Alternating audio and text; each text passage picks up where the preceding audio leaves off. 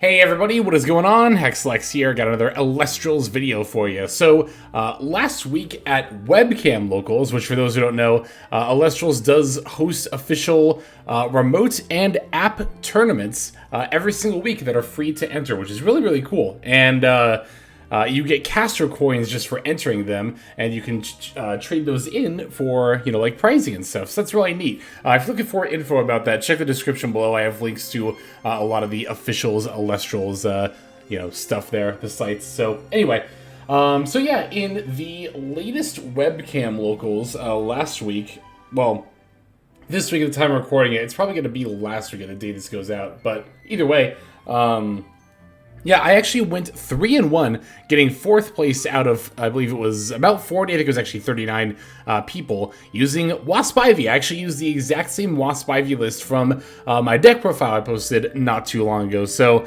if you're interested in checking out a in-depth breakdown of this list that you're seeing on screen here, go ahead and check out the link, again, in the description below. I'm going to link over to my Waspivy deck profile. But I wanted to show you all some games here from those, or from the Webcam Locals, rather, because I had a bunch of really, really good ones, and I'm pretty eager to show this off. Plus, I gotta admit, I'm pretty proud of how well the list did. It was a lot better than I thought it was going to be, and I already see the vision for some improvements on it. So definitely be looking forward to that as I come back to this deck at some point in probably the fairly near future. But anyway, yeah, like I said, the list that you're seeing on screen, I'm probably just going to post a picture of it and not like actually take video. Well, I'm not taking video right now. It's just a voice recording. But anyway, you're seeing it on screen right now. There it is. But without further ado, we're going to go ahead and take a look at these 4 games from Webcam Locals.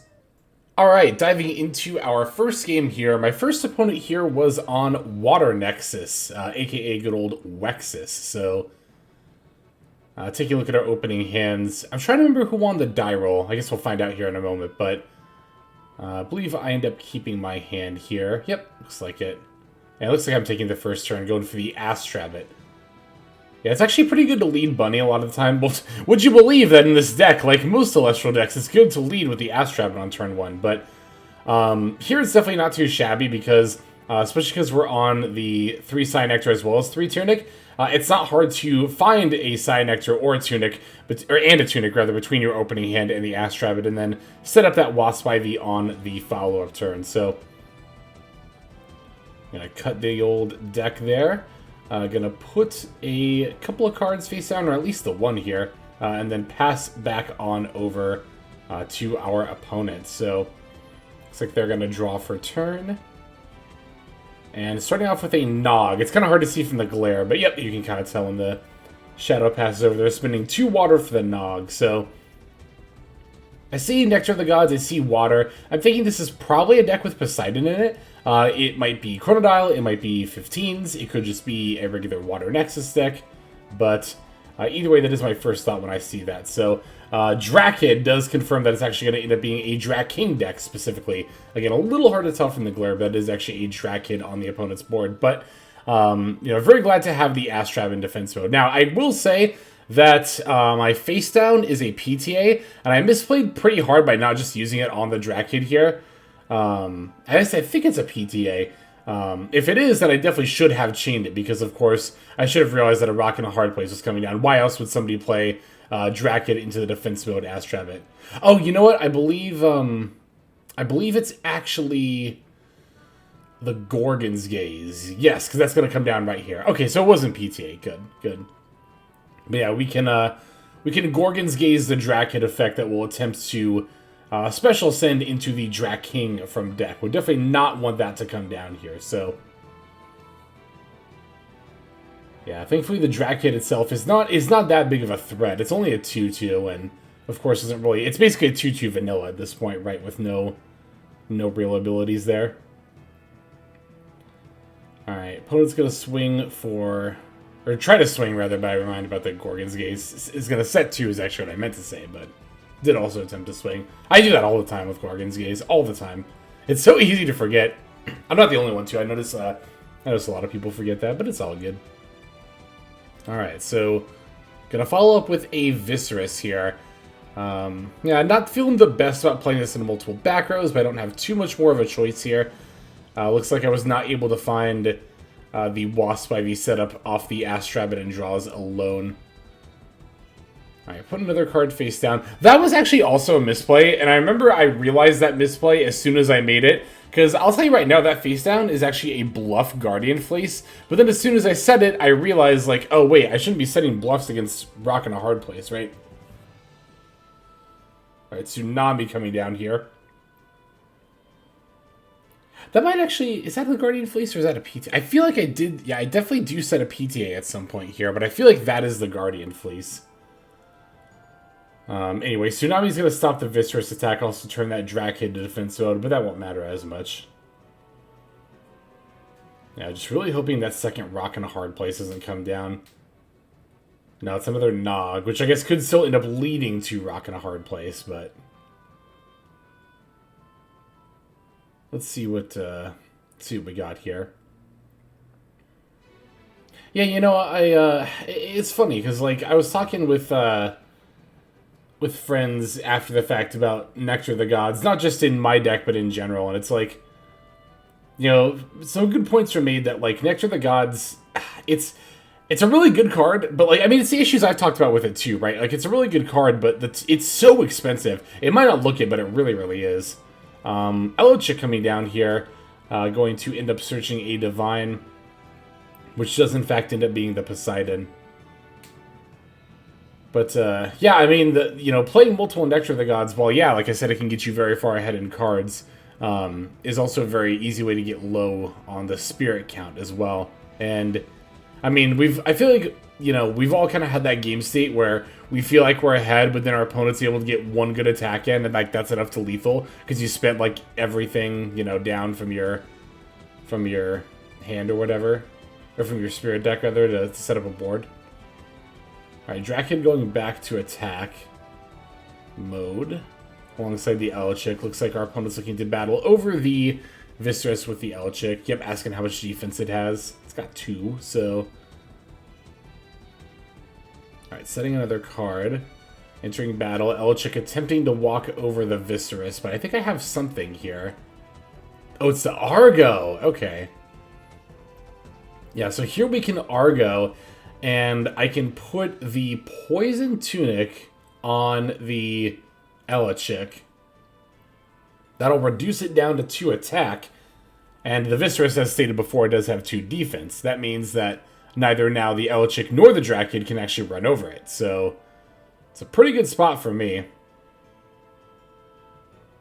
It is a little expensive to go Argo into, well, I mean, Argo into anything, really. But Argo into PTA. But the nice thing is that the PTA, or not the PTA, Poison Tunic, rather. The nice thing about the Poison Tunic is that if the Enchanted Elestral is destroyed by battle, of course, it will burn for 2. So, there is that. Also, we could spend off the Poison Tunic if we really wanted to, but I'm probably more just looking to battle over the Elechick here.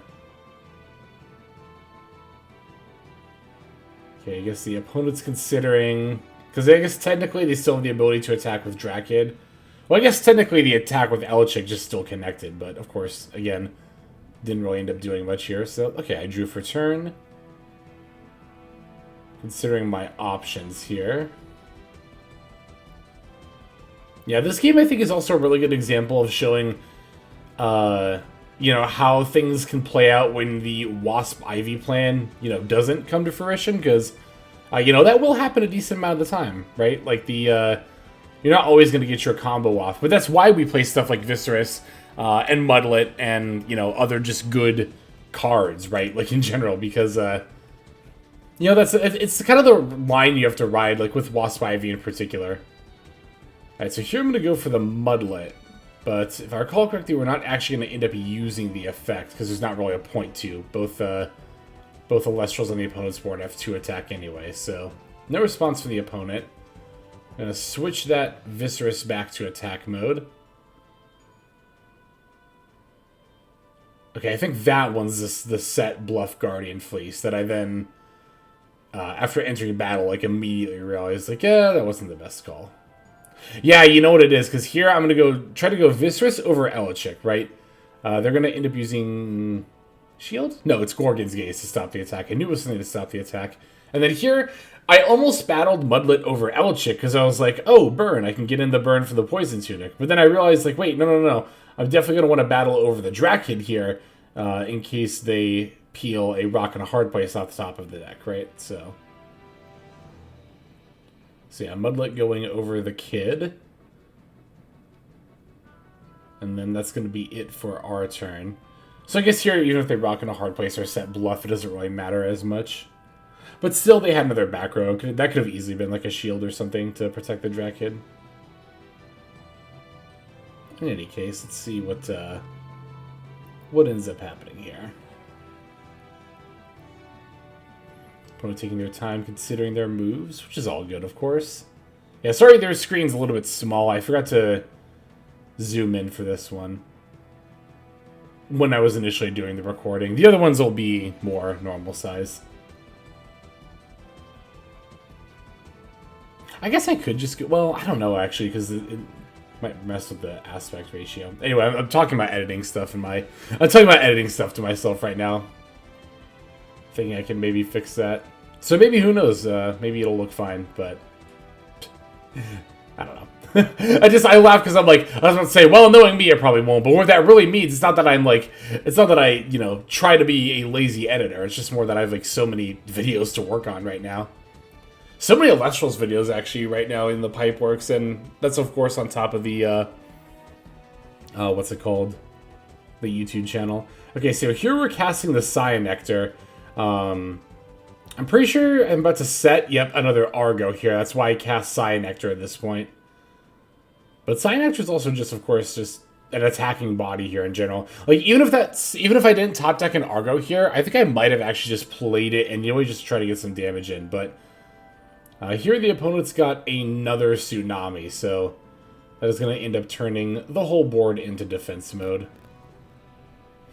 Yeah, it's too bad well, I don't know. This might be a little bit broken. I was going to say, it's too bad Cyanectar can't Special Ascend just whenever the Tunic is on the field. It is when you have to cast it specifically, so... Even though the Tunic's already in play, that doesn't mean I can just drop it willy-nilly. Okay, here they're going to Poseidon, which I was a little bit scared about this. I was like, okay, is this going to be the Penterror? Is it going to be the Chronodile? It's a little more scared of the Penterror, I think, than the Chronodile. The Chronodile, I just have to wait until I top deck Heliolith, but... Alright, so Poseidon Nexusing onto the Elchik. I'm like, okay, I'm waiting for this 3-spirit. Sure enough, Elchik is going to get ascended over. But it's actually for Kuribus. It's not for the... Not for the Elchik, so that's pretty good for me. I mean, of course, the 9-attack 2-spirit is still kind of scary here, but actually it's not, because here's the thing, right? I have an Argo down, like I said, so I can Argo to put a Poison Tunic on the Kuribus and then ascend into Waspivy. Kuribus' 9-attack would normally be enough to battle over the Waspivy, but once the Tunic is on, it'll get -2 attack and go down to 7, meaning Waspivy's 8 is perfect for battling over it, so that's pretty nice. Comparing spirit counts here. Opponent's at, like, 4 or 5, I believe, and then I'm at, like, closer to 10. I thought about keeping track of spirits on, like, the sidebars here, but honestly, between me and my opponents, it's so hard to tell a lot of the time how many is left of the deck at any given point. I guess the idea is you count out as they're spent, right? But also, I'm not going to lie, that would, like, quite literally quadruple at least the amount of time it takes to edit these. So anyway, oh yeah, so here they go to disenchant for the Kuribus, right? And here I stopped them because I was asking, like, wait, isn't it expand? Don't you have to do it from the spirit deck? But then my opponent reads aloud Kuribus and says, no, it is actually disenchant. So I think in my Draking profile, I actually incorrectly used Kuribus because I was spending from the Spirit deck. But if it does say Disenchant, which I think it does, that means you have to send them from the field. So, oops, that's an oopsie on my part. Alright, so they're going to end up eating the Mudlet here, which is good for me. I was a little worried they would use the Kuribus effect on the Cyanectar, but nope, like I said, they did it on Mudlet. So I guess that makes sense, though, because, like, if they do it on Cyanectar, yeah, I can't go into Waspivy. But if they leave Mudlet in play, then I just re-enchant Mudlet and swap the Kerberos to defense mode, right? So here's my Argo.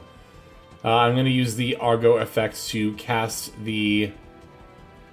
Of course, the Poison Tunic from my deck. Of course, I have to spend my spirits on Argo first.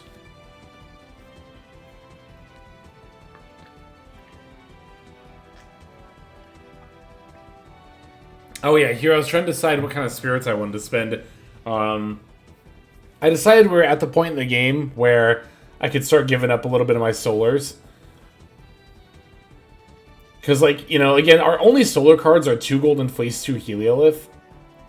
So if I'm not really planning on using either of those cards, then there's really not, you know, that much of a point to hang on to the solar. Alright, so...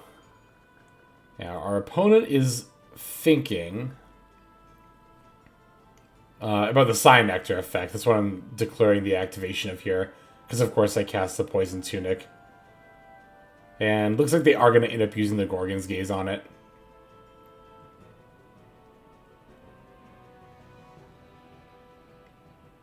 Paying for that. So, Cyanectar does end up getting battled over here. But thankfully, we do still have the Viscerus. Oh yeah, those are the cards in their hand. The one face down. Alright, and then passing back over to me. Also, do remember that Kerberos has 3 spirits on it actually right now. It's got a Thunder on there too. Alright, so yeah, no Waspivy, unfortunately. Did not manage to successfully resolve the Cyanectar here. But like I said, you know, that's really something you gotta... That's really why I wanted to show these games, or this one in particular. Here we're gonna go for the Earthquake, paying off the Tunic that's on the Kerberos to Earthquake the Kerberos. But yeah, like I said, I wanted to show this game in particular, and some others like it, to show what happens when, you know, a deck like this that might seem like it lives or dies by a combo, you know, doesn't actually get the combo. In this case, of course, that combo being Cyanectar plus one of the cards to go into Waspivy. And then also Waspivy plus Golden Fleece, right? So, yeah, here I have no cards in my hand. So, yep, that was the Bluff Golden Fleece that I said. I'm actually going to put it on the Viscerus here. I figured that was a better use for it than just having it sit down as a bluff, right? Because this Viscerus is kind of like... I'm going to try to basically end this game on the back of this Viscerus, so I really need it to live. But again, I shouldn't have set a bluff Golden Fleece here either way, because it would have gotten hella punished by Rock in a Hard Place, so... Alright, I have 3 left in the Spirit deck. I think our opponent has either 1 or 2? Or something like that. Either way, we are coming up towards the end of this game here. Because both of us are pretty low. Yeah, it looks like it was 1 left, so... Yeah, that's right, because I remember they said specifically, well, I'm going to go out with Violence, so... yeah, putting their last Spirit, a Lunar on Eddie, to battle over the Mudlet. But, of course, then I can just battle Vis over the Eddie, and that'll pretty much be lethal right there, right? So, yeah, definitely GG's to this person. They played very well. Honestly, all of our opponents played extremely well. One cool thing about, you know, the Elestrals tournaments is that they actually keep track of your opponent's win rate across the different rounds, because that's one way that they factor in tiebreakers, right? And my opponents, across all 4 of my opponents in their games, they had a total of an 81.25% win rate, which is very, very high, and why I was the top placing 3-1 for this particular Webcam local. So that was pretty cool. But yes, GG's to our Draking opponent here. I forgot it was Draking specifically. I thought it was just like a Water Nexus list, but that was also going to be our longest game by far that we have among these. So we're about to head into our next one here. I should have cut this a little bit sooner, but it's all good. Well, because I wanted to leave myself a little bit of time after the game to talk about the game. Okay, here we are going into the next one. Because I've noticed on some of the recent videos, the endings feel a little abrupt because the footage ends. But anyway, we won the die roll again here. Going to lead off with the Cyanectar. So that's the thing, right? As soon as your opponent sees the Cyanectar, they know exactly what's up. So setting a face down card, most people would expect that to be the PTA, and I think my opponent is actually anticipating that as well. Because they actually, after keeping their hand, end up expending to draw here. Now, that's not unheard of, and in fact, I've had games where I do that, right? Where I will keep a hand where, even though I choose to keep the hand, I still expend to draw. And you might think, well, why wouldn't you just then mulligan for a hand with an Elestral? But some hands are so good that they are worth keeping even without an Elestral on turn 1. So it could have been that, but I really think my opponent was trying to play around a PTA. Funnily enough, my face down is actually an Argo, which is going to work out really well for me because I have a second Cyanectar here. So you can probably already guess what's going to happen, right? Since my face down is Argo. So we're going to end up going into battle. Oh yeah, the other nice thing too about playing into the face down is that even if one is PTA, it's obviously not very good here. So going into battle here, my opponent thought I was just attacking with the 2 Cyanectars, so it just takes the 2 spirits. But then I inform him, because I did ask, like, do you have a response? And then this is me, telling them, like, wait, no. I was seeing if you had a response to the attack, because in response to my own attack, I'm going to play my own Argo. So basically what I'm doing here is I'm going to put my own Poison Tunic on one of my Cyanectars to trigger both of the effects. Because if they resolve, they will both get to ascend into my 2 Waspivies, which would be huge. I've never actually dropped multiple Waspivies. So here I'm specifying that I am putting the Poison Tunic on the Cyanectar that is not declaring an attack. So I think I even moved the Cyanectar. So yeah, I pushed that one up to indicate it's declaring an attack, and then yeah, so my opponent ends up using Gorgons on the Cyanectar that has the Tunic, which makes a lot of sense, right? Because then that one is going to be at 0 attack. So, but only 1 Gorgons means I do get to ascend one of my Cyanectars into the Waspivy here. I think my opponent played that very well, by the way. To not only not play an Elestral to play around a PTA, but to then set up the Gorgon's Gaze, because I'm obviously trying to ascend to my Cyanectar, right? Yeah, I think they played that very well. So after battling, I'm going to pass back over. Looks like on their turn, they're going to set 1 and cast a Toxiswarm. Oh yeah, I haven't mentioned it yet. My opponent's on... Or did I mention that they're on Wind Nexus? Maybe I didn't, but... Yeah, so Toxiswarm coming down, that is going to burn me for 1. The Toxiswarm then gets to battle over the Cyanectar. And unfortunately, I do have to take the burn from my own Poison Tunic here. Due to the wording, it says win that player, I believe, or something similar. But either way, yeah, gonna have to take the burn for my own Tunic here. Not the most ideal, but we'll live. Hopefully, gonna Nog, draw a couple of cards here and Nog it up. Gonna throw down an Ambro. I did have the Ambro in hand already, so I felt pretty secure about playing the Nog. Gonna give up a Thunder to get back 3 Earth in this case. Alright, from here... Let's see, I haven't played an Elestral yet, right? Nope, and Viscerous is going to end up coming down. So, I mean, this is another reason why Viscerous is so good in this style of deck, right? Like, if you don't get the Waspivy off, then the Viscerous is its own threat by itself. If you do get the Waspivy off, well, now your opponent has to expend resources dealing with the Waspivy, or dealing with the Viscerous and not the Waspivy. And granted, yeah, of course, they wouldn't have been able to shield the Waspivy anyway, because the Waspivy is immune to counter runes. But those are still spirits you have to expending, bouncing back my Viscerous, and, not dealing with the Waspivy. So, alright, passing back over to them. Let's see what we have here going into this turn. I think it's another Toxiswarm? Or is it Elechick here? I'm trying to remember. It's one of the two.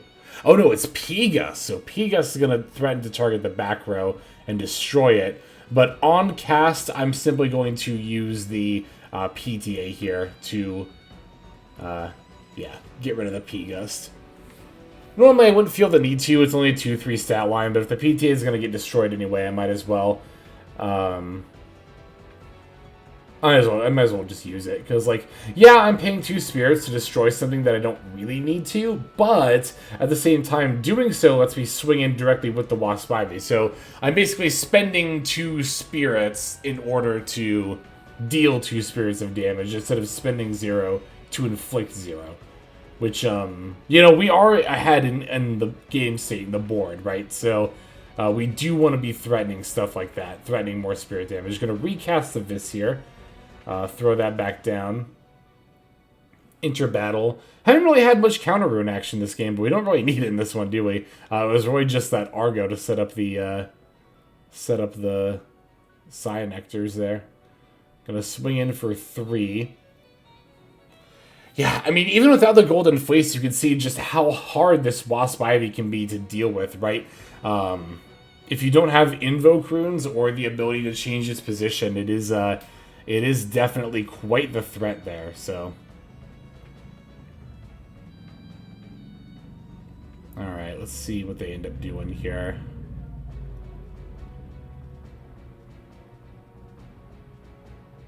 Just a few spirits left, too, it looks like. The opponent's getting pretty low there.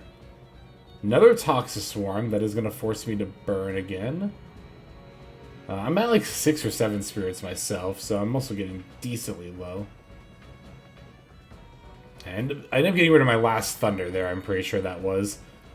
Basically deciding if I wanted to have Astrabbit be dead. I felt like I was in a game state, or in a board state rather, where I didn't super need it. So Alter coming down here.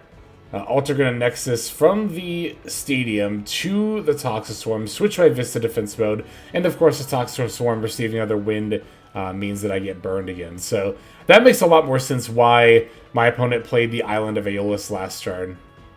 I was wondering a little bit why they did that during the turn where I PTA'd the Pegas, but this definitely makes a lot more sense. So Toxiswarm swings over Vis, and it's going to end up being my turn. Of course, they set another back row there as well. Not that the Waspivy tends to care too much. So here I have the Mudlet. Again, like, having these threats in addition to the Waspivy to continuously threaten the board state is so good here.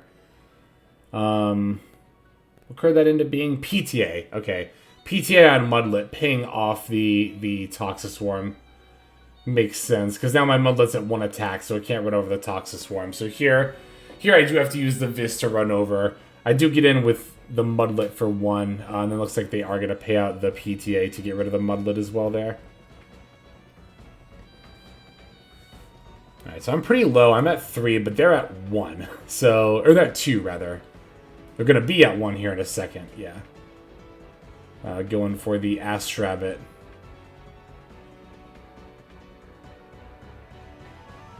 Looking at the top 3.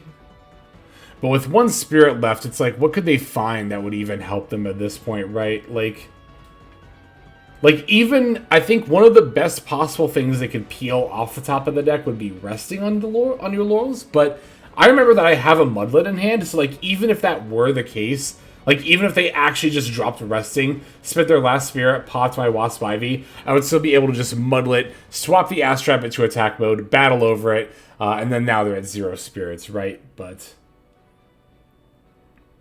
after considering their options, looks like they're going to set a card before passing back over. Oh, no, they have the Embro. Never mind. I actually forgot about that. Okay, so this game is not just over in this moment. So Embro putting back Wind, Thunder. So they are at 3. Meaning that back row is a little bit more scary now. Only a little, though, of course, because of Waspivy being so very immune to all those counter runes. Dropping that other Mudlet. I think I actually have both other Mudlets in my hand. I'm getting to use the Mudlet effect on the Astrabbit. So now here we get to battle in for 2. That'll leave them at 1. And I think I actually remember exactly how this wraps up, because the game is about to wrap up here in a moment. Alright, opponent's stopping for turn, and they realized, and yeah, they show me, like, now I get the Earthquake. Far too late for it to matter. Looks like Elchik Alter were their last couple of cards. So GG's. Again, I think my opponent played, especially in the early game there, I think they played that very well. So All right, going into our next round here, this opponent is going to be on Thunder. Thunder. I always think of Luigi saying it from Superstar Saga when I say Thunder. Thunder. Anyway, so, yeah, that good old Race to the Top deck. A lot of people, myself included, definitely consider that to be one of the best decks of the format right now. So I'm going to start off with the Astrabbit here.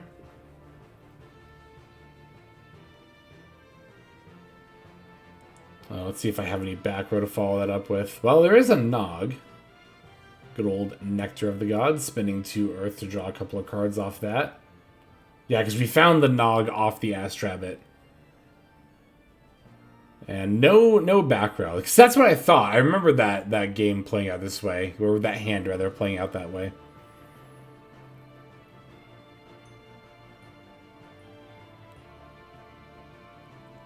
Okay, so here they're going to Earthquake the Bunny. Which I was very glad about. Because I'm pretty sure I have Cyanectar and the setup for it in my hand right now. So I was extremely glad to see the Earthquake come down on the Rabbit. I was like, that is so fine. I guess to be fair, this deck, my opponent's deck, does have Race to the Top, which is a very easy out to the Waspivy, so there is that to consider. Even if they don't have any Earthquake access anymore, it doesn't mean they can't still out it if they want to, relatively easily. And speak of the devil here, I am going to plop down the Cyanectar. Opponent's looking at their back row. And sure enough, here is that Poisoned Tunic. And of course, since we cast the Poisoned Tunic, we're going to activate the Cyanectar effect. Let's see if they have a response here. Nope, does not look like it. So we are going to Special Ascend that Cyanectar into the Waspivy. There it is. Just throw it on the table there. I mean, that's the other great thing about this combo too, right? Like, you just immediately inflict 3 damage over a 1 spirit when you battle this way, right? 1 from the Waspivy over the 1 spirit, and then 2 from the Tunic. Throwing down a face down there, trying to go Waspivy over the Jolton. And that is, in fact, going to end up going through. So, yep, they take the 1 from the battle, and then the 2 from the Tunic as well.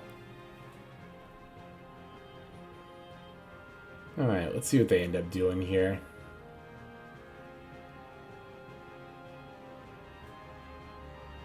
I think it's funny, I noticed this actually as I was playing, that okay, so you're going for Elechick for Zeus, yep. I always end up playing around, like, Imperm and Mechanite columns. I think I said that in actually a previous deck profile, but if you ever wondered why I space out my Elestrals and Runes in, like, different columns all the time, that would be why. Oh, it seems our opponent has cast the most powerful Elestral of all, the Kitty. I do remember actually thinking one time, not this week, but one of the weeks, I was thinking, like, okay, how long till an opponent's cat walks across the table? Because I've seen, like, remote duel memes about that before, right? Alright, so opponent going for the Zeus, and actually going for double Zeus here. Because that's what I was, like, 1 Zeus here would take the Waspivy down to a 5. That would let the Elechick crash into it, but double Zeus takes it down to 2 attack, meaning the Elechick actually gets to run it over. So I think it's the first time I've actually had a Waspivy get destroyed after being cast. But, of course, the Waspivy, ever the just good card, honestly, even when destroyed by battle, is going to force them to expend 3. So getting that little bit of extra burn in there, even as we are losing one of our main cards. Again, it's like I said, it's just one of the reasons why the Waspivy is such a cool card, in my opinion. It's such a cool deck. It's a fun build around. Alright, so it's Elechick double Zeus, Stadium, and then 1 face down. Gonna go for the Viscerus here. Both the Viscerus and the Elechick are at 5 attack. I think I have another Poison Tunic, if I recall correctly. Or it's a Guardian of the Fleece. It's one of the two. Ah, it's a Tunic, and I had it set face down as a bluff, so... Yeah, because I could have just crashed the Viscerus into the Elchick. Both would have been destroyed, but I would have gotten the Vis effect off. But here, with the Tunic, I can run it over, which is very, very good, because it lets me keep my Viscerus in attack mode. And also buffs it up, of course, as well. And again, you know, spending 2 on the Tunic to weaken the Elchick slightly might seem like a lot, but remember that, you know, the Tunic will burn for 2 as well, so... here I'm going to put the Fleece on my Viscerus too. Now, I will say, it ended up being Altar of Stars, by the way, is what that is. Is that what that is? Yeah, it's an Altar of Stars. So, I will say that if that had been a Shield of Achilles, I would have been incredibly sad. That is a risk I took there, but it was one I was willing to take. To give my Vis a little more protection there. Race to the top, rather. Coming down, that is going to end up trading for my Guardian Fleece. Elchick still has the Tunic, but with the Stadium puts it at 3 attack, making it strong enough inherently to run over the Vis. Even if it wasn't, they could just use the Zeus, but going for an Astrabbit in attack mode here.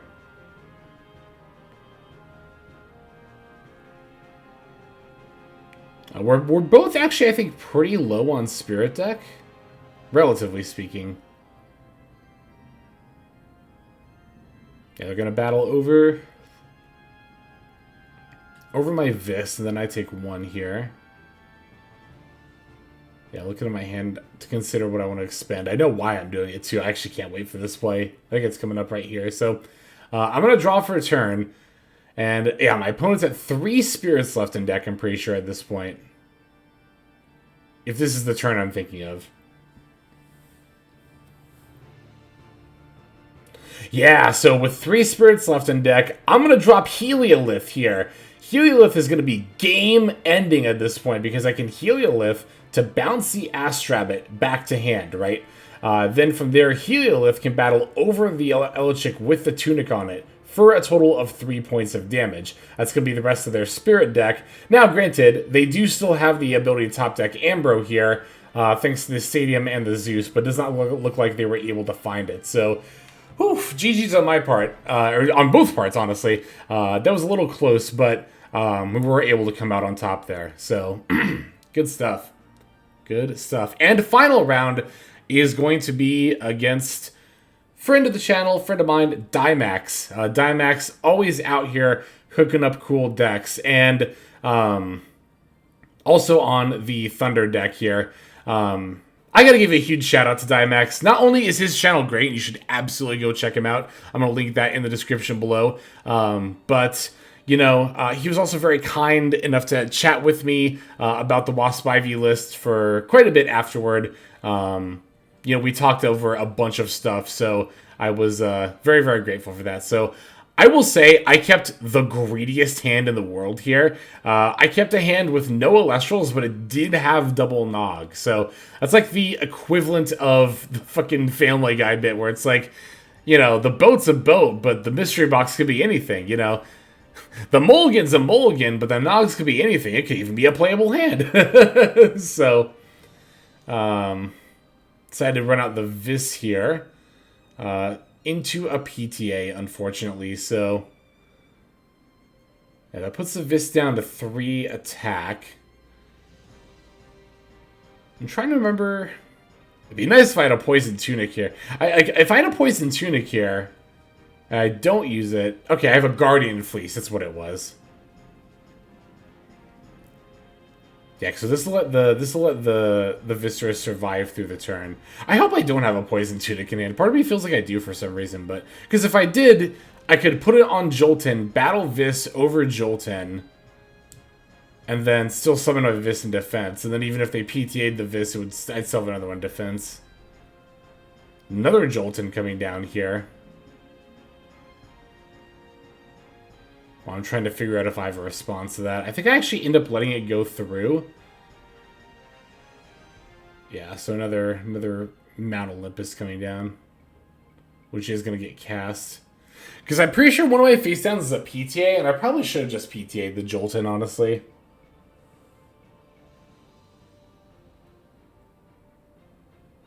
Alright, so Argo. Let's see if they have a response to the Argo. I feel like... Why do I feel like there was one? And so we're going to Argo for PTA, or not, I always call it PTA, for Poison Tunic. Here it is, the Gorgons. Yep.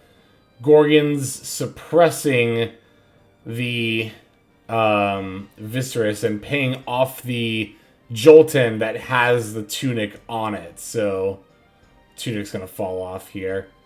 Yeah, very, very good play. Because that also, of course, turns off the Vis effect to buff itself. So now this Jolton threatens to battle over. I'm going to use the Gorgon's Gaze to stop the attack here. Which is a shame. Oh, that's what it was. I was like, I should have Gorgon's Gaze on the search to stop the Mount Olympus search. Not that that really actually ends up mattering here, because I don't play, like, Feloy Forest, so... Since I don't have stadiums myself, or really Rune Removal in general, honestly, since I don't have that myself, it actually just doesn't really end up mattering that much, but it would have been optimal still. Would have been like could have been a bad top deck later, right?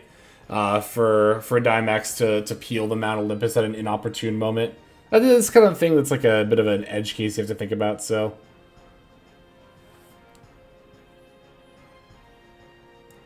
Now, one of the other cool parts about playing against MX was how, like, openly we just talked about the game state, like, as the game was playing out. Even though it was, like, I guess, I don't know. You know, the webcam locals are so casual. I don't want to say, like, oh, finals, like, you know, like it was a big tournament or something, but, you know, it didn't feel like I was playing in a tournament. It just felt like a nice little playtesting session. But again, it's casuals anyway, so of course that's the vibe we're going into it with. But also, that's not to say that Dimex isn't just chill. He is. Okay, so PTA was played on the Rummagem. That means it has 0 attack, which unfortunately for me means that it can't swing in here for a point of damage.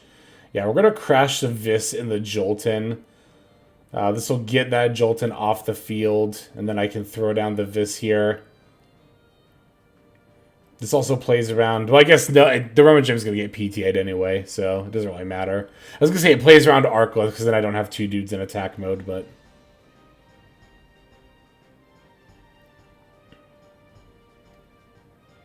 Alright, let me put that... Yeah, getting that Earth on the Vis there. Alright, got the Quackle from Dimax here, which, funnily enough, I have to PTA. Because if I don't PTA this Quackle, then it's just going to run over my Vis, and that is a pretty big problem for me. Because remember, the stadium's in place, so it's a 3-4 out of 2-3, the Quackle is.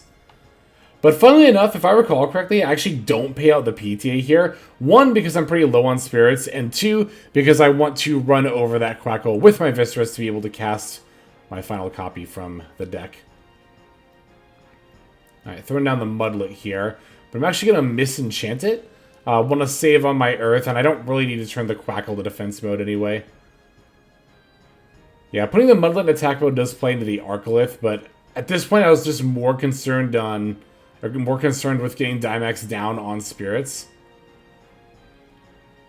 Ugh, Gorgon's Gaze on the Vis, that's pretty brutal, but you know what, I'm just going to run the Mudlet into the Quackle.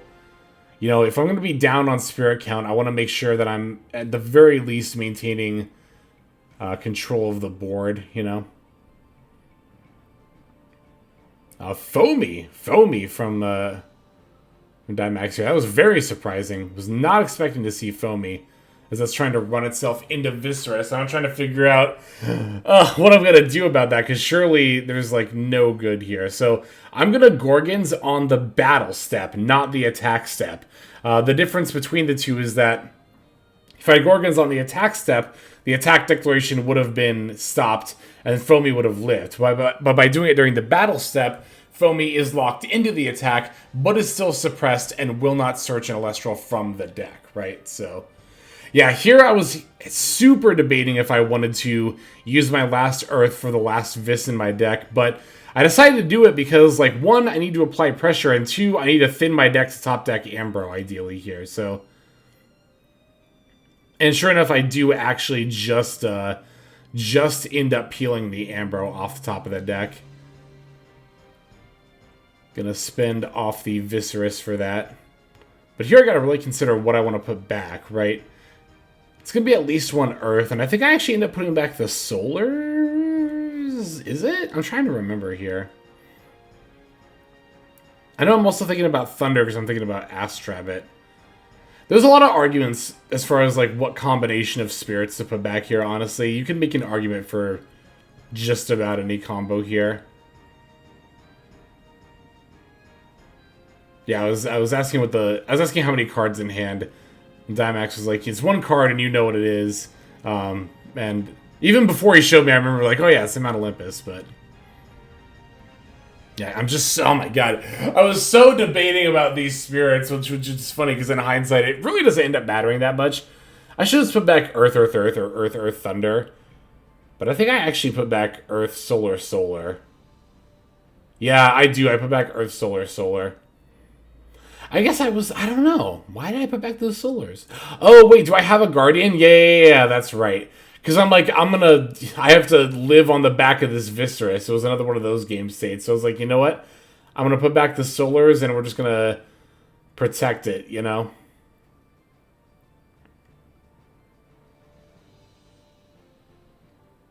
Alright, got the Galaxy here. Galaxy gonna try to crash into the Vis. I'm immediately glad I did cast that Guardian Fleece. Yeah, no more Vis's left in my deck. Just double checking there to make sure. And with my last Spirit, I'm pretty sure I'm just gonna end up dropping the Rummagem here. Yep. Yeah, there it is. Rummagem in attack mode. Gonna search and then swing for 2. Dimax made a pretty good point here. I put the Rummagem in attack so that I could swing and try to close the the Spirit gap, but I should have played Rummagem in defense mode to play around the Arcolith, right? Alright, gonna set a card, swing, try to swing again, but Tsunami is gonna stop that. But this game's still actually looking pretty close until the Toxian comes down, so that is actually going to end up being enough to take me out of the game there. But that was, like I said, a very, very good game with Dimax there. Very, very talented player. I'm going to throw a link to his channel in the description. Go check him out. But that's going to do it for these games. I hope you enjoyed these webcam local games. If you want to see more videos like this in the future, definitely feel free to let me know down in the comments below. But that's going to do it for this one. Thanks as always for watching. This is XLex. I'm signing out, and I will see you in the next one. Bye-bye.